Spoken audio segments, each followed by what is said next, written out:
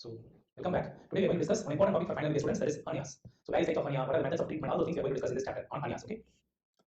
So, when you discuss about anatomy of hernia, so most of the MCQs will be covered. So, I'm going to start my anatomy discussion on hernias. So, I'm going to discuss the open inguinal hernia anatomy. So, please understand the diagrams I'm making. So, anterior superior iliac spine. This is anterior superior iliac spine, and this is pubic tubercle. These are two important landmarks I want you to know: anterior superior iliac spine and pubic tubercle. And from anterior superior iliac spine to pubic tubercle, the ligament extending is known as inguinal ligament. So, this is the inguinal ligament which extends from anterior superior iliac spine to pubic tubercle. So, now I'm going to tell you some important openings. So hernia is an abnormal protrusion through a normal or abnormal opening. Okay, through a normal or abnormal opening. For example, deepening is a normal opening. So through that hernia is coming out. So through a normal or abnormal opening, if a content comes out, it is known as hernia. So what are the important landmarks you should know are: this is deep inguinal ring. So this is a deep inguinal ring. So deep inguinal ring is an opening in the where is the opening? Deep inguinal ring is an opening in fascia transversalis. Please don't forget, it is opening in fascia transversalis. And this is superficial ring. Where is the opening? Superficial ring is opening in the external oblique aponeurosis. Please don't forget these two definitions. So it is an opening in external oblique aponeurosis. External oblique aponeurosis. Deep ring is an opening in the fascia transversalis. And from deep ring to superficial ring, we have a canal known as inguinal canal, also known as house of Bessigny. House of Bessigny. So please don't forget, inguinal canal extends from deep ring to superficial ring. So deep ring is hemispherical in shape. You can see from the image itself. Deep ring is hemispherical in shape. Superficial ring is triangular in shape. It's triangular in shape. So you can see the deep ring is around oval shape, and it is semi-oval shape, and this is triangular shape. Now, landmark. For final students, I will ask you the landmark. Where is deep ring? Deep ring is seen at the point, which point? Some books say mid-inguinal point, some books say midpoint of inguinal ligament. There is no big difference. You should know it is seen at mid-inguinal point. Okay, mid-inguinal point between pubic tubercle and anterior superior iliac spine. At the mid-inguinal point, half inch above the mid-inguinal point, we have deep ring. Half inch above mid-inguinal point, we have deep ring. And superficial ring is seen just above and lateral to the pubic tubercle. It is seen just above and lateral to the pubic tubercle, as you are seeing here. And 4 centimeter below and lateral, posteriorly, below and lateral to the pubic tubercle, you have opening. That is known as, what opening is it? So there is an opening known as saphenous opening. Please don't forget, it is saphenous opening. And saphenous opening is a landmark of an important canal known as femoral canal. So this is femoral ring, this is saphenous opening. I'm telling you, please understand the diagram I'm drawing. If you're understanding the anatomy I'm drawing, you will answer any question. You will answer any question from anatomy. Okay, so please remember, femoral ring and saphenous opening are the two openings of a canal known as femoral canal. Of an opening canal known as femoral canal. So you see, I'm discussing two important canals. Inguinal canal is 4 centimeter in length. It extends from deep ring to superficial ring. It extends from deep ring to superficial ring. Femoral canal is 2 centimeter length. Or otherwise, if you want exact answer, it will be around 1.75 centimeter length. It extends from femoral ring to saphenous opening. So whenever there is a canal, you have to go inside and come out. So there are two openings, femoral ring and saphenous opening for femoral canal. So now I'm going to draw some ligaments in this place. And you see here, this is femoral vein. This is femoral vein, which is continuation of external iliac vein. And this is femoral artery, which is a continuation of external iliac artery. So here it is known as external iliac artery. Here it is known as femoral artery. Here it is known as external iliac vein. Here it is known as femoral vein. So now you can see here, this is a sheath. This is a sheath covering like this. So the medial most compartment of the sheath is femoral canal. Medial most compartment. The medial most compartment of the sheath is known as femoral canal. So please don't get confused. The medial most compartment of the sheath is known as femoral canal. Medial most sheath is known as femoral canal. So now I'm going to show you some ligaments. So this is a ligament seen medial to the femoral canal. What is this? Medial to the femoral canal. There is a ligament known as lacunar ligament. Medial to the femoral canal, there is a ligament known as lacunar ligament. Posterior to it, there is a ligament known as, what is the name of this ligament? It is known as iliopectineal ligament of Cooper. It is known as iliopectineal ligament of Cooper. So now you can see femoral canal boundaries are, what are the boundaries of femoral canal? Can you see the diagram and tell me? From the diagram, you can tell me the boundaries. So from the diagram, anteriorly it is bounded by, I told you femoral canal is behind the inguinal ligament. Anteriorly it is bounded by inguinal ligament. Anteriorly bounded by inguinal ligament. Posteriorly bounded by iliopectineal ligament of Cooper. Medially bounded by lacunar ligament. Lacunar ligament. Okay, laterally bounded by femoral vein. So three ligaments: iliocular ligament, lacunar ligament, and laterally femoral vein. All these are the boundaries of femoral canal. So the boundaries of femoral canal are anteriorly inguinal ligament, posteriorly iliopectineal ligament of Cooper, medially lacunar ligament, laterally femoral vein. And the content of this canal is only one content. What is it? What is the name of the content in this? The content is Clauquet's node or Rosenmuller node. Deep femoral node known as Clauquet node or Rosenmuller node is the content of this femoral canal. So these are typical anatomy questions. The examiner will easily catch you in Viva. What are the boundaries of femoral canal? They ask you the boundaries of femoral canal. Now you see a femoral hernia enters through the femoral ring like this and comes out through the saphenous opening. So femoral hernia enters through the deep ring and comes out through the saphenous opening, and it will not go down, but it will turn up and come into the inguinal region. Why it is not going down? Because of a very important line here. What is the name of the line? The line is Holden's line. The line is known as Holden's line. It cannot go down because of a line here. Holden's line is attachment of deep membranous layer of superficial fascia with the deep fascia of thigh known as fascia lata. Fascia lata. The deep membranous layer of superficial fascia attaches with the fascia lata of thigh known as Holden's line. Holden's line. Holden's line. Okay, please don't forget, this is Holden's line. It goes down at Holden's line level, it turns up and comes like this. This is Holden's line, and therefore the femoral hernia, which is seen as looking like a retard shape. The femoral hernia is retard shape. So are you clear with the femoral hernia? First, I want you to be clear with the femoral hernia, because these aspirants will get MCQs from femoral hernia only. So the femoral canal is 1.75 centimeter. It extends from femoral ring to saphenous opening. It is bounded by, it is the medial most compartment of femoral sheath, medialmost compartment of femoral sheath. It extends from femoral ring to saphenous opening like this, as shown in the image. So boundaries: anterior linear ligament, posteriorly iliopectineal ligament of Cooper, medially lacteal, laterally femoral vein. I hope you'll be clear with the femoral hernia anatomy. So now let me go to the inguinal hernia anatomy. Indirect and direct inguinal hernia anatomy. The same picture I will be drawing again and again. And in this picture, I want you to know this is rectus abdominis muscle. This is rectus abdominis muscle. Okay, rectus abdominis muscle. This is inguinal ligament. This is inguinal ligament. And this is external iliac artery. Please remember, from external iliac artery only you get the artery. What is this artery? From external iliac artery only the branch comes out, that is inferior epigastric artery comes out. From external iliac artery only the important artery coming out is known as inferior epigastric artery. Is coming out from external iliac artery. It comes out from external iliac artery, inferior epigastric artery comes out. And already I told you this is deep ring. This is deep ring and this is superficial ring. And this is inguinal canal. So now you see, I'm going to show you a very important triangle here, bounded by inferior epigastric artery, rectus abdominis, and inguinal ligament inferiorly. Inferior epigastric artery, rectus abdominis, and inguinal ligament inferiorly. This triangle is known as Esselbach triangle. This triangle is known as Esselbach triangle. Okay, Esselbach triangle. So please don't forget, Esselbach triangle is a triangle bounded by inferior epigastric artery laterally, rectus abdominis medially, inguinal ligament inferiorly. So through this, the hernia which comes out is known as direct hernia. The hernia coming out through this triangle is known as direct hernia. So similarly, through the deep ring, the hernial sac which enters and comes out to the superficial ring is indirect hernia. So indirect hernia, direct hernia. I'm going to tell you 10 differences. I'm going to tell you 10 differences between indirect and direct hernia. So please remember typical final based question. How you differentiate indirect hernia and direct hernia? So indirect hernia is common in young age, and it is congenital. It can be congenital or acquired. Congenital is it is a preformed sac. Congenital is a preformed sac which is present for the children. It is persistent up to adult age and it can even present in young age. Direct is common in old age. So direct hernia is common in old age and it is predisposed by so many factors. There are so many factors which predisposes direct hernia, like collagen vascular disease. Collagen vascular disease.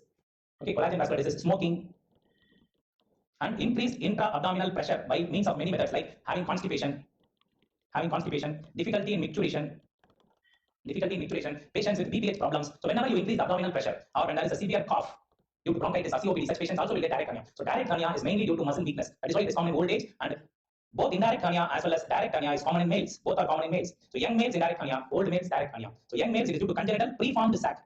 It is usually a preformed sac. Okay, it is usually a preformed sac which causes this indirect hernia.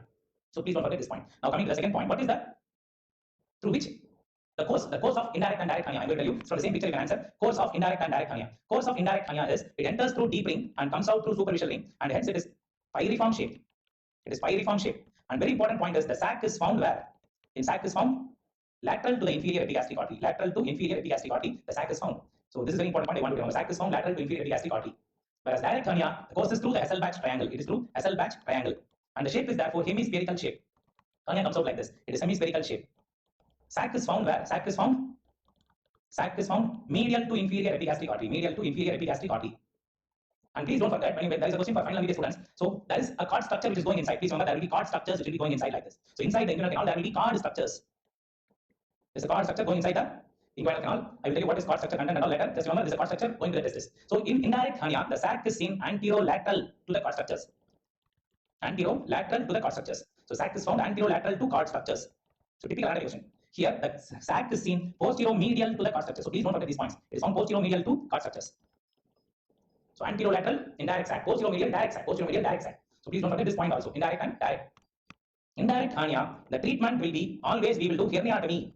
We will always do herniatomy. We will cut and remove the hernial excess sac, and then we do herniorrhaphy or plasty. Both can be done. Herniorrhaphy or plasty is done. We will discuss about surgical steps later. But in direct hernia, no need of herniatomy. We do only hernioplasty. We just push back the sac and the contents inside and we directly do a mesh repair. That is hernioplasty will be done. We usually don't do herniorrhaphy for direct hernias. Okay. So other interesting points about the complications. So complications of indirect hernia, high chances of obstruction seen. High chances of obstruction is seen. Whereas direct hernia, very less chances of obstruction because the sac has wide neck like this. So it will not get obstructed. So obstruction is less common in direct hernias. Obstruction is less common in direct hernias. So very common in indirect hernias. Okay, this is I want you to remember these points about indirect and direct hernia. Important points to know between indirect and direct hernia. So indirect hernia is pyriform shape, direct hernia is hemispherical shape, femoral hernia is a retard shape. Please don't forget these shapes. Now, in females, which hernia is common? Can you tell me? So in males, I told you indirect hernia is common. Among the three hernias which I discussed now, in females, which hernia is common? In females also, indirect hernia is common. So indirect hernia is most common. In females, which hernia never occurs? Direct hernia never occurs. Never occurs. Direct hernia never occurs. When you take it as femoral hernia is more common among females. Which sex it is common means it's more common among females than males. So still males can get femoral hernia. Please remember, males can get femoral hernia, but no female will get a direct hernia because of the anatomical shape of the pelvis and the muscles. So females will never get direct hernia. Males may get femoral hernia. Don't get confused in this. So in male, the most common hernia is indirect inguinal hernia is most common in males. So females and males. This point you should not forget about the hernial things. Okay, about the hernial things. Okay, and coming to the anatomy of inguinal canal. You know this is the anatomy of inguinal canal, and this is the cord structure which is going inside the canal. I want you to know an important thing. When you cut and see the cord structure, what are the structures seen inside? There will be vas deferens present in males and round ligament in females, and you get three arteries. What are the three arteries inside the spermatic cord? Spermatic cord contains testicular artery, artery to vas, artery to cremaster, and veins. What are the veins? The same veins corresponding to the artery. 10 testicular veins correspondingly made as campaniform plexus of veins, and the veins corresponding to vas and the veins corresponding to the cremaster. And they have a very important structure inside the spermatic cord. What is the nerve? Genital branch of genitofemoral nerve. The nerve present inside is genital branch of genitofemoral nerve, which is present inside like this. So the cord structure is containing all these structures: vas deferens, three arteries, and veins corresponding to arteries and genital branch of genitofemoral nerve. So what are the contents seen like this? What is the two nerves which are entering like this inside this inguinal canal? They are ilioinguinal nerve and iliohypogastric nerve.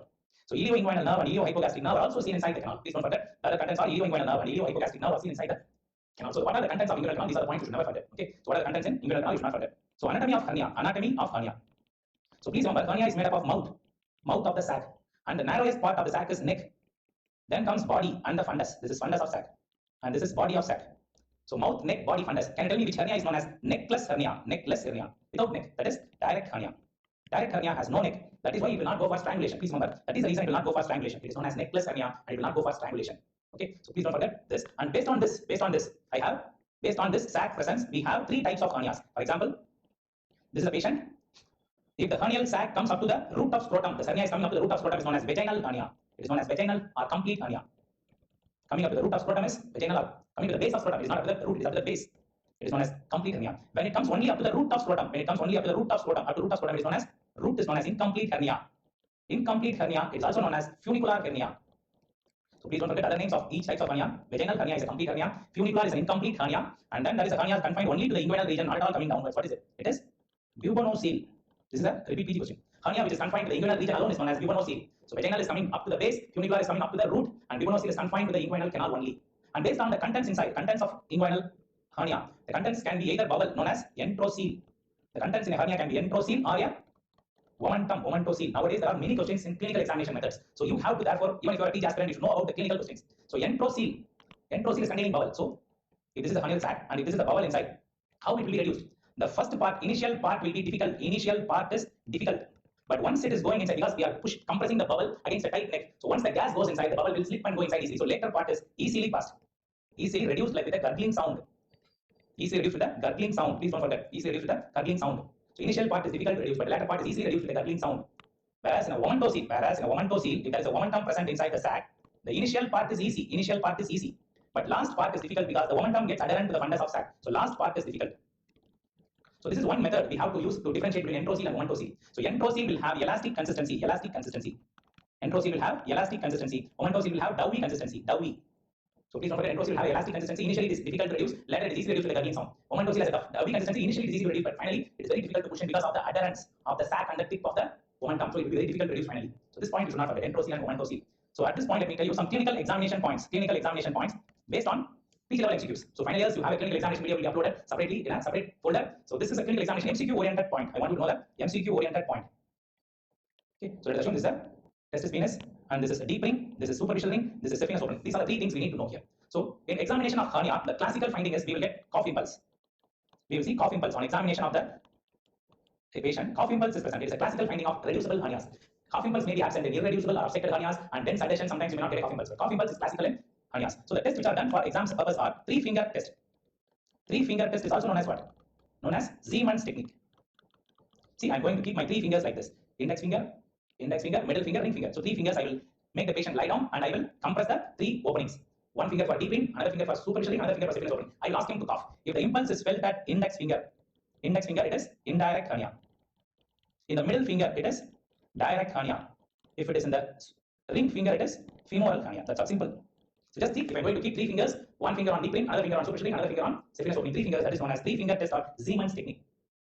So don't worry about the fingers. You can in fact tell the impulse is felt at deep ring, it is indirect hernia. Impulse is felt at superficial ring, it is direct hernia. Felt at saphenous opening, it is femoral hernia. It is known as femoral hernia. This is one test usually they will ask in exam. Another test is very common done test, deep ring occlusion test. With the thumb, occlude the deep ring. With the thumb, occlude the deep ring. Okay, with the thumb or with the index finger, you have to occlude the deep ring. Make the patient lie down, reduce the hernia, occlude the deep ring with the thumb, and ask him to cough. As he is going to cough, what will happen? If it is an indirect hernia, never appears. indirect hernia. The deep ring, it appears as direct hernia. If it is appearing on cough impulse, it is known as direct hernia. So it is only to differentiate whether it is an indirect hernia or direct hernia. But there are some fallacy or false positive. False positive means in spite of occluding, in spite of it is being an indirect hernia, it can happen if the deep ring is wide deep ring, or if it is a pantaloon hernia. Pantaloon hernia is a dual hernia. If it is a pantaloon hernia or deep ring is weak or very wide, you can see even after compressing, the hernia will come out. So it's a false positive or fallacy. The fallacy of this test known as deep ring occlusion test, DRO test. So please remember the test. I tell you 3-finger test or Zeeman technique, deep ring occlusion test, and there's one more test which is no more advised in practice, and it can be done only for male, because through the scrotum we put your little finger inside and enter the canal through the, to lift from the root of the scrotum, carry a skin, go inside and turn the finger into the canal. So now you ask the patient to cough. If the hernial impulse is felt at the tip it is indirect hernia. So every word I'm telling is very important. It is indirect hernia. The impulse is felt at the tip, it is indirect hernia. If it is at the tip, it is indirect hernia. If it is at the pulp, it is direct hernia. Pulp of finger is direct hernia. So other advantage of this test known as finger invagination test. This is abandoned nowadays because it is more painful, so it is abandoned nowadays. Finger invagination test. Finger invagination test is not possible in females because there is no lax skin to put the finger inside. In males we have lax skin so that we can go inside. But in females it is impossible. Finger invagination test not possible in females. So not possible in females. Please don't forget it. So you enter inside. If you feel the impulse at tip, it is indirect. At the pulp, it is direct. So please don't forget this point. At the pulp is direct. Tip is indirect. Okay, this is the third test, finger imagination test. So to differentiate indirect and direct hernia, it is very easy based on clinical methods. Other advantages of the finger imagination test is to look for posterior wall weakness. Posterior wall weakness can be noted, and superficial ring laxity can be noted. All these are other uses. We can note the superficial ring weakness and posterior wall weakness. Everything can be noted in a finger imagination test. So these are the important clinical tests in examination of hernia. In examination of hernia, in old age patients, you ask them to lift the head. As they lift the head, you will see two piriform shaped swellings on either side of the lower abdominal wall. What is it known as? It is known as Malgagny's bulges. Malgagny's bulges indirectly implies what? The patient's muscles are weak. Indirectly implies muscles are weak. Patient's muscles are weak and they definitely need only hernioplasty. Those guys will need only hernioplasty because they're having Malgagny's bulges, which means there is a weakness of the abdominal wall. We have to do only Malgagny's bulges. We have to do hernioplasty. Are you clear with anatomy of hernias? Anatomy of hernias, please don't forget. Okay. So now let me go to the classification of hernias. Classification of hernias. So there are many classification systems in old books, like Naigus classification. Very commonly we used when I was a pioneer student, we used to tell it is type 1 Naigus, type 2 Naigus, type 3 Naigus, and type 4 Naigus. We used to tell based on like this. So then the examiner asks you what is type 1. It is a indirect hernia with a normal ring, normal deep ring, with a normal deep ring, type 1.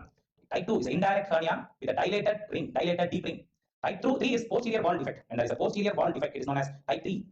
In posterior wall defect, we will get direct hernias, pantaloon hernias, and femoral hernias. All will come under type 3. All will come under type 3. Type 4 is recurrent hernia. Type 4 is recurrent hernia. So this is Naigus classification. It's a age-old classification. Very easy, no? So 1 is indirect hernia with a normal ring. 2 is indirect hernia with dilated ring. 3 is posterior wall defect. 4 is recurrent hernia. 4 is recurrent hernia. So Gilbert classification. So many classifications are there. Just I'm telling you some important classifications alone. So Gilbert classification is totally 7 types. It is totally 7 types of hernia. So based on this, type 1, type 2, sorry. So type some Gilbert 1, Gilbert 2, Gilbert 3. Both 3 are indirect hernias. All the 3 are indirect, indirect, indirect. With a small opening, small indirect hernia, medium size indirect opening, and large defect. So if the defect is very small, it is 1. Medium size, it is 2. 3 is large. Okay. So 4 is the entire floor is defect. That is posterior wall defect. Entire floor, which is nothing but direct. Okay, it is a direct entire floor defect. 5 is diverticulum type. It is a diverticulum like diverticular type of direct hernia. So usually they won't ask this, but remember 6 is pantaloon, 7 is femoral. Pantaloon means I hope you know what is it. Pantaloon is having both indirect sac as well as direct sac. Both sac is present is known as pantaloon. It looks like a pantaloon. It is the shape of pantaloon. Femoral hernia is 7. So this is Gilbert classification. It is not much important for exams. I want you to remember Naigus. Just remember Gilbert is 7 types. And what is essential for present day exams is the latest classification from New Bailey. That is European classification of hernia. European classification of Naigus. Please don't forget Naigus is there, and there is what else? Naigus is there, and we had Gilbert and European. European is very simple. It is simply classified based on primary or recurrent. The following 3 headings. It is a primary hernia or a recurrent hernia. It is a lateral hernia means lateral to the lateral to the inferior epigastric artery. Lateral to the inferior epigastric artery is indirect hernia, medial, and femoral. This is the 3 types. Medial is nothing but direct, and lateral is nothing but indirect. And based on the defect size, each defect size is 1 finger is entering, it is 1.5 centimeter. 2 finger is entering, it is 3 centimeters. So 1.5 centimeter is 1 finger. So now if you see European classification, just like that by a single word, you can say PL2. What does it mean? This is PL2 hernia. If I'm telling I'm a European surgeon, I'm telling PL2 hernia. What does it mean? So all of them will understand it is a primary hernia. It is a lateral means indirect hernia, and 2 finger means 3 centimeter defect. So simply understood. So it is PL2. It is known as PL2 hernias. Okay. So like that we have a classification system for hernia, inguinal hernias. And certain MCQ points I want to tell you from New Bailey. MCQ points from the introduction of hernias from Bailey. Now I want to tell you some MCQ points. The MCQ points are number 1. So the only natural weakness which is caused by inadequate muscle strength in humans is lumbar hernia. So lumbar hernia is the only natural weakness seen in the body. Otherwise, other hernias what we are seeing are mostly acquired. Mostly they are acquired. So only natural weakness is lumbar hernia. A surgical scar, any surgical scar you make, please remember, a surgical scar you make At how many years also you take, it can reach only 70% of the original strength. For example, if I'm putting a knife incision here, even after healing, it will reach only 70% of the initial strength. Please remember, it will reach only 70% of the initial strength, even after I do Pakka suturing also. Okay, so many of you are thinking that weightlifting will cause hernia. Is it true? Is it true? Weightlifting, will it cause hernia? Weightlifting will not cause hernia, has no association with hernia, as was thought before. And one more interesting point is obesity is inversely related to hernia. Those obese people are having less incidence of hernia. Obesity has inverse relationship with hernia. Okay, so with the hernia, obesity is having inversely related to the obesity. Okay, so those obese guys will have less incidence of hernia. So collagen vascular disease, what are the things which can cause hernia? Collagen vascular disease, the elderly, pregnant females, all these guys have increased risk of hernia. So these are also one-liners I want you to remember from the introduction chapter of Bailey and Love. Introduction chapter of Bailey and Love. So these are also lines I expected maybe as a direct one-liner. Lumbar hernia is the only natural weakness. Surgical scar is 70% of the initial only will be achieved. Weightlifting is not a predisposing factor for hernia. Obesity is inversely related to hernia. Collagen vascular disease, elderly, pregnancy will have increased risk. All these points I want to remove from hernia. Okay. So now let us discuss about the management of hernias. Management of hernias. So discuss about the management of hernias. Okay. So the management of hernias is always the best management is surgery. But still there is one old method known as TRUS, which may be asked as MCQ for exams. But I expect pioneers don't tell this exam. TRUS is a belt. It is a hernia belt. It is a hernia belt which is applied. I will show you the image of this hernia belt. This may be asked as a examination. Okay, hernia belt. TRUS is hernia belt. Hernia belt which is applied so that hernia will become reduced and it should be applied compressing the deep. So hernia belt can be only used in reducible small hernias. Reducible small size hernias we can use temporarily TRUS. But anyhow it will slowly become enlarged and become a we have to do surgery in future, but there is a huge disadvantage of using TRUS. Because of using TRUS, there is dense adhesions will form and it will be difficult to do surgery. Adhesions will form and surgery will be difficult in future. That is why nowadays nobody uses TRUS. In fact, it is not available in the market. So TRUS is hernia belt, which is only for MCQ, not for exams. So for final years, what you should say in exams? If it is a congenital hernia, please remember I will tell each hernia what is a management. If it is a congenital hernia, so with congenital hernia in children, what we do is we just dissect the sac. We dissect the sac from the deepening like this, and we ligate it at the deepening level at the neck. We ligate it and remove the excess sac. This is known as herniotomy. What's vaginal hernia? Only herniotomy is enough. How will you identify the neck of sac? So, you identify the neck of sac by using this. What is it? By identifying the neck of sac using a preperitoneal pad of fat. Preperitoneal pad of fat is used to diagnose it. By using the preperitoneal pad of fat, hernial sac neck is identified. So this is enough for vaginal hernias. So vaginal hernias in children, just identify the sac, dissect it, ligate the sac at the neck, and remove the excess sac. Now that's enough. But when we go to adults, herniotomy alone is not sufficient. In adults, we have to do apart from herniotomy, we have to do either herniorrhaphy. We have to do either herniorrhaphy or hernioplasty. I'm discussing the conventional methods now. I have a separate topic in this section on laparoscopic anatomy and surgery. Herniorrhaphy. Herniorrhaphy, what we do is this is conjoined tendon and this is inguinal ligament. Okay, please remember this is conjoined tendon and inguinal ligament. The superior and inferior boundary of inguinal canal. The inguinal canal is bounded over the conjoined tendon below the inguinal ligament. I am going to approximate conjoined tendon with inguinal ligament by using suture material. This is known as herniorrhaphy. By using sutures, this is known as herniorrhaphy. So what are the methods of herniorrhaphy? Original Vicini. Original Vicini was the first one. You know the history of Vicini. Vicini, how did he start this repair? One, Vicini was a military doctor. Okay, he was a military doctor. While there was a war going on, he got a bullet shot in the inguinal region. He got a bullet directly in the inguinal region and he was bleeding like anything and he was about to die because the war is going on. So what he did is, he was asked by the military people to keep the finger deep into the bleeding point of the bullet. So he kept the finger into the bleeding point and he was lying in the war battle. He was compressing the bleeding from the vessels by putting the finger inside the hole through which the bullet entered. And by that time, when he was putting his fingers inside and about to die, he was palpating various layers, inguinal ligament, conjoined tendon, external organs, everything he found out and he found out the real anatomy of inguinal hernias. And after he recovered from that war and he survived, he did the first hernia operation by dissecting each layer separately and he reapproximated all the layers. That is the original Vicini. Nobody is doing original Vicini, but he led the path for the future of hernia surgeries. So original Vicini. Now we do Vicini is known as modified Vicini. In modified Vicini, what we are doing now, we take a continuous suture. We take a continuous suture between conjoined tendon and inguinal ligament like this. Conjoined tendon and inguinal ligament. We take continuous suture to approximate. So it was a little tension suture. You have to pull the conjoined tendon and approximate. So it's a tension suture. To modify that, most of the surgeons today who are doing herniorrhaphy, they do Maloney's downing. Maloney's downing procedure. What is this downing procedure? In downing procedure, what we do is like this, we keep doing so many approximations. The suture itself will look like a mesh. So many times we go this conjoined tendon, we make the suture itself will make it look like a mesh. So in herniorrhaphy, the best option is Maloney's downing. Among the herniorrhaphies, which is best means Maloney's downing is best and is equal to mesh repair. Results are equal to mesh repair. So that wherever the mesh is not affordable, patients are not affordable by mesh, we use Maloney's downing method. And that is many methods of herniorrhaphy. Others are not though followed. Shoulder-ice repair.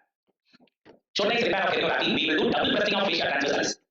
So double pressing of fascia transversalis, this is an expected MCQ. So in the case of shoulder-ice repair, it is a type of herniorrhaphy. We will open the fascia transversalis and double press it. Okay, we double press it and we keep a repair by suturing. It is a type of suturing repair. No mesh is used. That is shoulder-ice repair. Fifth one, McVay repair. McVay's repair. In McVay's repair, they approximate not only conjoined tendon with inguinal ligament, they also approximate another ligament, posterior ligament as iliopectineal ligament of Cooper. Like this, they approximate. So we approximate conjoined tendon with iliopectineal ligament of Cooper. So conjoined tendon with iliopectineal ligament of Cooper. So what is the advantage in McVay's? Even femoral hernia also cured. Femoral hernia also treated. femoral hernia also cured by many ways. So please don't forget, congenital and idiopathic ligament, we have to do approximation, and that cures the femoral hernia also. That cures the femoral hernia also. So what are the types of repairs? Original Visini, modified Visini, Melodies downing, shoulderized repair, many ways. All these are suture material used. So we don't use mesh, so they are all known as herniorrhaphy. In the era of modern era of 2020, nobody is doing herniorrhaphy nowadays. Nobody is doing suturing herniorrhaphy nowadays, an elective operation. So we are doing suturing type of herniorrhaphy only in emergency, because in emergency bubble obstruction, bubble gangrene, if we keep a mesh, there is chance of mesh infection. So nobody is doing mesh in emergency, but in elective, all of them are doing only mesh. So this is herniorrhaphy. So coming to mesh repair, commonly done, the gold standard operation. The gold standard operation today. Gold standard operation today is hernioplasty by method known as Lichtenstein tension-free mesh repair. Lichtenstein tension-free mesh repair is done. So what we do in this, we keep a mesh, proline mesh, polypropylene mesh is kept between conjoined tendon above and inguinal ligament below. We keep a mesh like this and fix it in the posterior wall and make the posterior wall tendon like this. So this is Lichtenstein tension-free mesh repair. This is the gold standard treatment for hernia operations. So in this, I want you to know, herniorrhaphy, hernioplasty, both are done for indirect hernias. Both are done for indirect hernias. Herniorrhaphy and hernioplasty both are done for indirect hernias. For direct hernias, usually we don't advise herniorrhaphy because already the posterior wall is weak. If you put suture, definitely that will be recurrent. So direct hernias, you advise only the gold standard Lichtenstein hernioplasty. Lichtenstein's repair. Certain manuals may be asked in an exam while you are doing hernia operation. Those manuals are, what is Lytle repair? What is Lytle repair?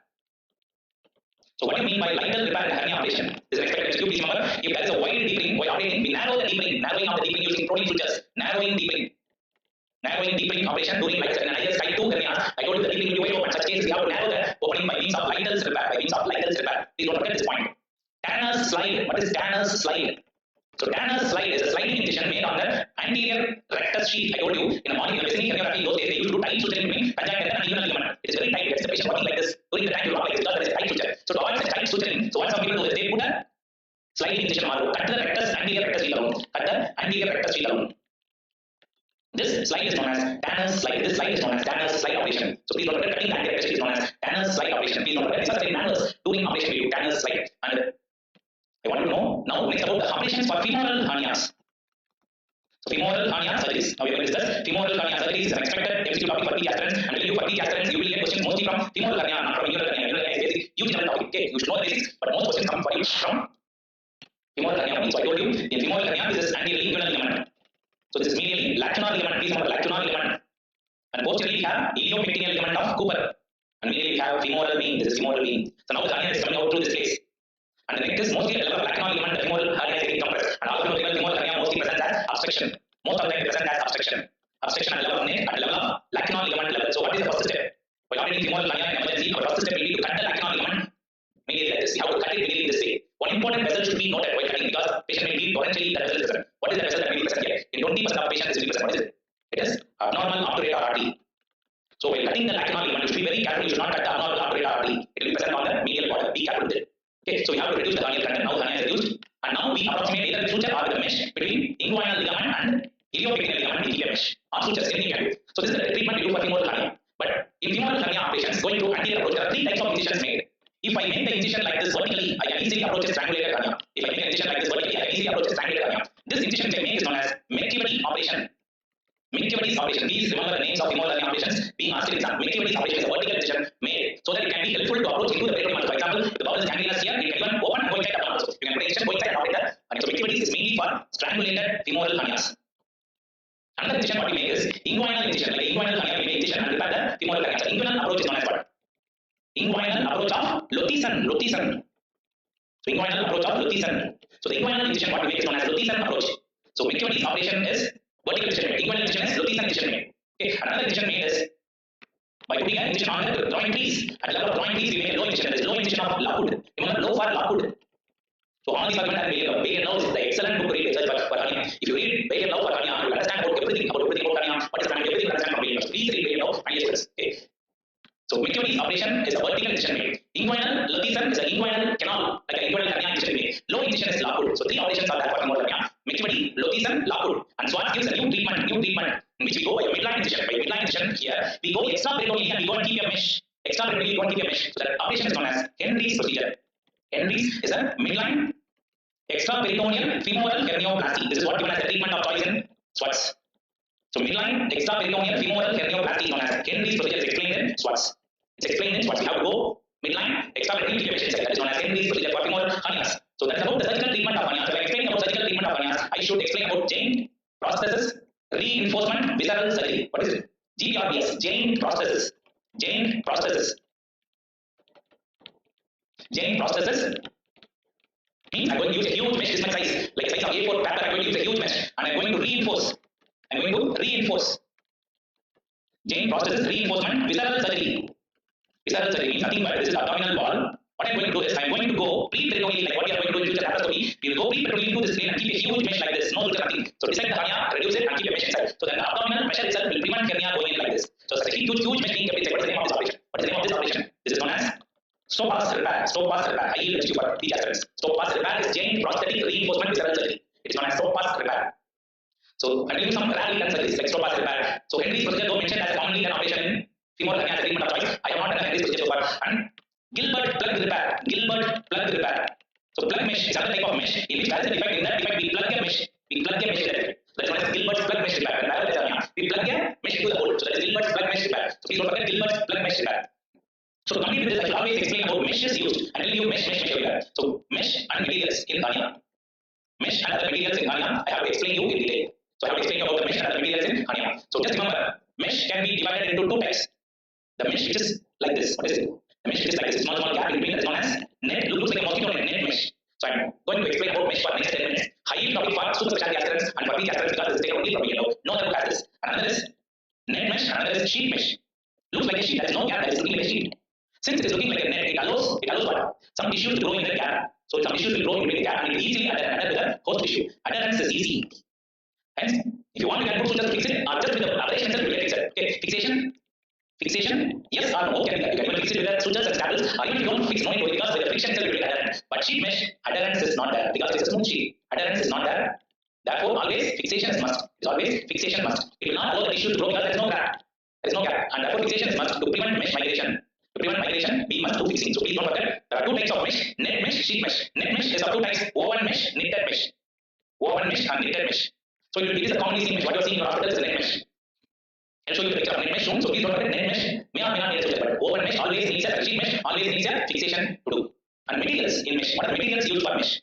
Next we discuss about the materials used for mesh. So materials used are polypropylene material. Please don't forget, materials used are polypropylene mesh. The mesh we use is polypropylene mesh. It is a commonly used mesh. What is the color of this poly mesh? It is white color, and it is fixed with the help of 2,0-proline. With the help of 2,0-proline or with the help of tackers. Tackers are used to fix the mesh. It is like a clip, like a clip. You go and clip it to the wall. So either the 2,0-proline or the tackers, we have to fix the poly mesh. So polypropylene mesh has the following properties. It is hydrophobic. It is hydrophobic. So hydrophobic means it will not allow the liquid contents to come in nearby. So therefore it prevents bacterial ingrowth. That is the advantage of polypropylene mesh. So since it is hydrophobic, it will prevent bacterial ingrowth. So we commonly use this mesh only in practice. Most of you have seen only polypropylene mesh. So other mesh are not commonly used just for completion reasons that they are really low. Polyester mesh. So please remember, all the meshes are non-absorbable. They will leave that lifetime. They are not using absorbable mesh. All are non-absorbable mesh. Polyester mesh. It is hydrophilic. Therefore, there is high chances of bacterial growth. At the same time, bacterial ingrowth is there. At the same time, bacteria will also wash out because of the hydrophilic nature. So there is a rapid infiltration of the bacteria. And at the same time, not only bacteria comes, antibacterial substances, anti-inflammatory substances also will inflate easily. Therefore, nothing to worry. Can use also a polyester mesh. Then another one is a long polytetrafluoroethylene mesh, PTFE mesh. Polytetrafluoroethylene mesh are usually flat sheets. They are usually flat sheets and no tissue ingrowth will be present. Very interesting point. I told you the two types of mesh. No, in that flat sheet, it is like a flat sheet, so no tissue ingrowth. Then when you use it, it is used as a non-adhesive barrier between tissue layers. It is used as a non-adhesive barrier. So after surgery, to prevent adhesion of bubble something, so we can use it as a non-adhesive barrier between the layers. So these are the three materials used. So please remember, the materials used are polypropylene mesh, which is hydrophobic in nature, prevents bacterial growth. Poly is hydrophilic, which has increased bacterial growth. At the same time, increased inflammatory mediators also, so the bacterial inflammation will be reduced by natural immunity. Okay, so PTFE is a flat sheet mesh. And coming to the next property of mesh, weight of the mesh. So please don't forget about the weight of the mesh. So there are two types of mesh. We never use one type just for MCQ again. Most of the time we are just only for MCQ. There are two types of mesh. They are known as lightweight mesh and heavyweight mesh.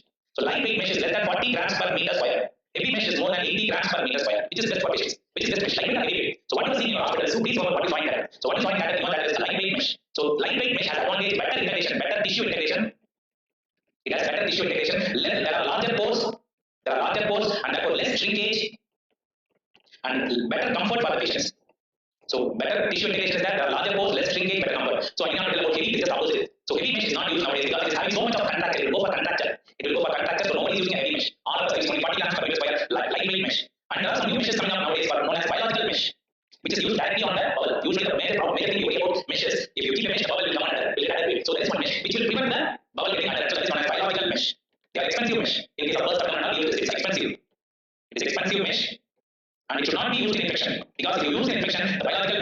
dissolved immediately. It will get weakened and dissolved. Okay, it is derived from human or animal dermis. It is derived from human or animal dermis. Animal dermis.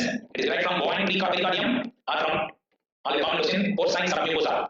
Porcine submucosa. These are the places from which this biological mesh is derived from human or animal dermis, bovine pericardium or porcine submucosa are derived this biological mesh. So please remember it is expensive. It is mainly used directly on bowel. If there is an infection, it will dissolve, no use. Okay. And I told you there is one mesh known as absorbable mesh.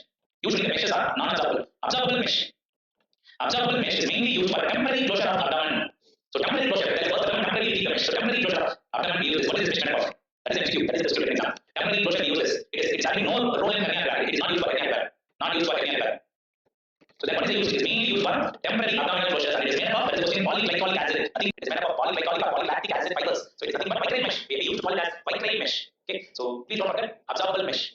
And there is one more mesh available now known as dual mesh. Dual mesh. So you see, this is the abdominal wall and this is the defect and this is the hernia going out like this. So we go for a repair, we reduce the hernial content inside and I want to keep a mesh inside the abdominal cavity like this. I already told you if I keep a mesh, the bowel will come under. So what can I do now? That is one method, that is dual mesh. The upper part of the mesh will be covered by polypropylene. This is polypropylene or proline. The under surface will be covered by polyglycolic acid or Vicryl. So therefore the Vicryl will be Vicryl or other things used are collagen, polytetrafluoroethylene, cellulose. All these contents are seen on the inner surface, so that even if the bowel gets adherent like this, it will get released. So this is known as dual mesh, also known as tissue separation mesh. So see, so many points are taken, nothing from here to except here. Tissue separation mesh, that is known as tissue separation mesh. So one of the important topics for these exams, so please don't forget, is tissue separation mesh. So dual mesh is made up of two compartments. One is protein on the upper surface, and below is made up of Vicryl, collagen, PTFE, or cellulose. So please don't forget, lightweight mesh is less than 40 grams per meter square. Dual mesh is made up of inner surface cellulose, PTFE, or Vicryl. Outer surface is made up of protein, is dual mesh or tissue separation mesh. And now you should know the mesh placement techniques. Mesh placement techniques. Where will you keep the mesh placement techniques? To understand this, please remember this is again interesting MCQ. You should not forget. I'm going to draw the layers. This is skin. Okay, this is skin. Skin. Then comes rectus sheath, anterior rectus sheath, rectus muscle, posterior rectus sheath. So let us show like this. So rectus, this is rectus muscle. Below that, the next muscle, internal oblique. So this is internal oblique. I'm drawing in blue color, dark blue color, and this is. So let's assume rectus abdominis, if it is not fully formed, the layers of muscles, various layers. So like external oblique, internal oblique, transverse, I could not show you. These are all muscles, remember like that. So different places will have different anatomy. So just remember these are all muscle layers. Muscle layers. And below that muscle layer, we have fascia transversalis. So this is fascia transversalis. And below the fascia transversalis, we have peritoneum. We have peritoneum. And below that, we have the bowel contents like this. So now I'm going to keep the mesh in different places. So what are the meshes kept? See, I open the skin and there is a defect and keep a mesh like this on the anterior rectus sheath. It is known as what? It is known as onlay mesh. Onlay mesh. If there is a defect, this abdominal wall, there is a defect approximated or over the defect, I keep a mesh. That is onlay mesh. Okay. Then comes inlay mesh. Inlay mesh. Inlay mesh can be kept in the following places. Any mesh kept inside is known as inlay mesh. It can be kept between the facial layers like this. So between the facial layers like this is known as intraparietal or sublay mesh. Also known as intraparietal mesh. Also known as sublay mesh. Okay, sublay mesh. So sublay, intraparietal. And we can keep the mesh here also between the fascia transversalis and the muscle. This is also a type of sublay mesh. But it is extraperitoneal. It is extraperitoneal. Another sublay mesh, it is kept intraperitoneal, can be kept here also. So it is also intraperitoneal.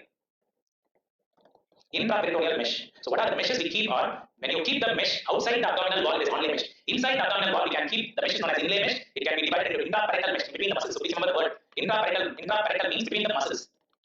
Between muscles. Okay, it is between muscles. Extraperitoneal, that means somewhere over here or here. Extraperitoneal is said to be either outside the peritoneum between the fascia transversalis and the mesh, or between the fascia transversalis and the peritoneum. So that is extraperitoneal supply. And this is intraperitoneal mesh. This is intraperitoneal mesh. And for intraperitoneal, what is the only mesh we have to use? We have to use only dual mesh, also known as tissue separation mesh. The mesh is known as tissue separation mesh. This is the mesh we can use in inlay dual mesh. So by laparoscopy, in open operation, we can do any type of this mesh. In open surgery, you can do inlay mesh, you can do even onlay mesh, anything you can do. Or you can even do sublay mesh, anything, or intraperitoneal mesh, anything you can do in open operation. But in laparoscopy, we will only do meshes either in the intraperitoneal plane or extraperitoneal plane. Only two planes you can keep the mesh. So you can keep the sublay mesh only in intraperitoneal or extraperitoneal planes. So those is not much important for final year students, but for each aspirant you should have an idea what is onlay mesh. So onlay mesh is just understand, I'm approximating abdominal wall and keeping a mesh anteriorly is known as onlay mesh. Between the layers of muscles I keep is known as sublay mesh. And laparoscopically I can keep the mesh either preperitoneally or intraperitoneally.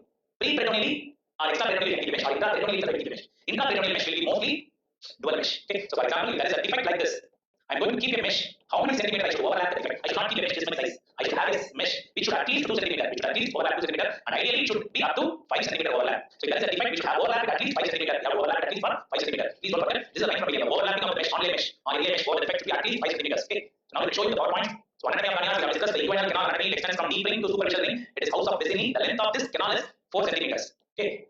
So this is this is inferior epigastric artery. If the hernia comes out lateral to this, it is indirect hernia. Hernia comes medial to this, it is direct hernia. And femoral hernia, I told you, anterior ligament ligament, medially lacunar ligament, posteriorly iliopectineal ligament of Cooper, and laterally it is femoral vein. Please don't forget these anatomy of femoral canal. And I told you about the various types of hernias. Please don't forget Fibonacci is an inguinal swelling only. So repeat question, Fibonacci is an inguinal swelling only. I told you about Niger's classification, Gilbert classification, and European. So PL2 means primary indirect 3 cm defect is known as PL2. European Hernia Society classification is what that mentioned in the video. So this classification is that video, so you have to follow. So please don't forget it. I told you various points. So hernia is inversely related to obesity, inversely related to BPM. Please don't forget it. So Henry procedure is a procedure done for femoral hernias. It is a procedure done for femoral hernias.